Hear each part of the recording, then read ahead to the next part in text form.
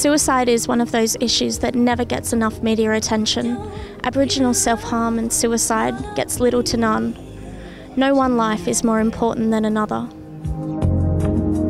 Don't give up. For too many of our youth, there is not enough hope to protect them from the impulses to end their lives. The suicide rate doubled for Aboriginal youth between the ages of 13 to 17, up from 8.8% to 30.1% per 100,000. For there are far too many, far too young, gone too soon. We know where to go when their bodies are broken, they go doctors. Mental health problems, they go mental health.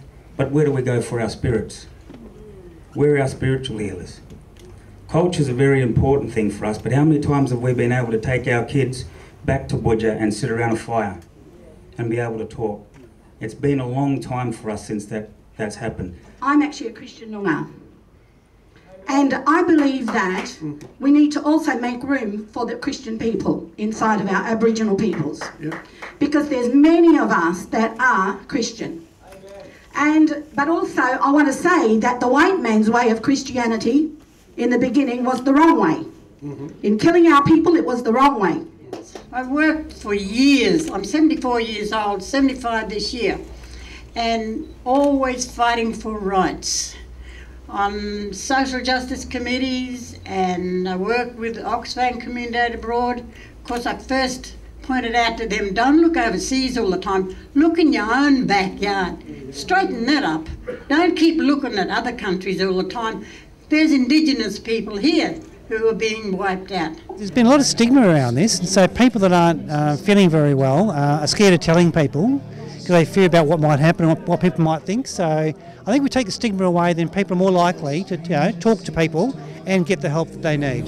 The fallout from suicide is like a tidal wave. The person leaves behind devastation and torment, and every single person they have ever touched in their lives. The enormity of emotion will never leave those who have been affected. Imagine having to raise the courage and the will to have to tell your little ones, the young children, that mummy or daddy won't be coming home tonight because they got very sick and you won't see them again. These are things that our young children should never know of, that today are becoming the horrors of reality as the epidemic of suicide splits our spirits and it tears our hearts apart.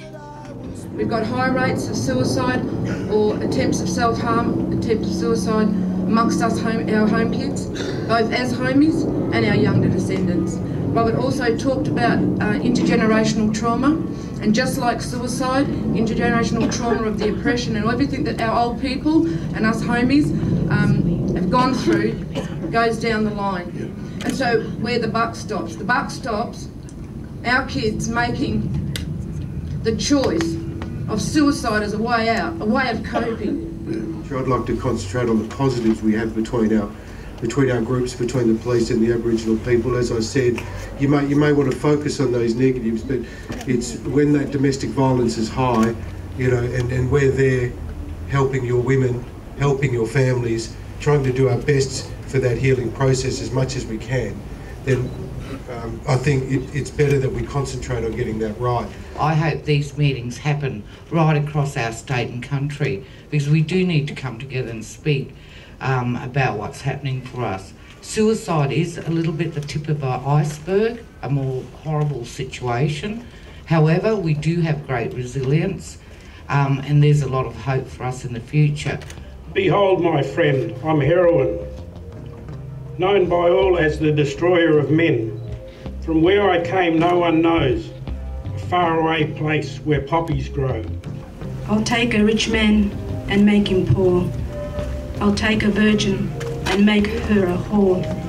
My gift is illusion, my blessing is fake.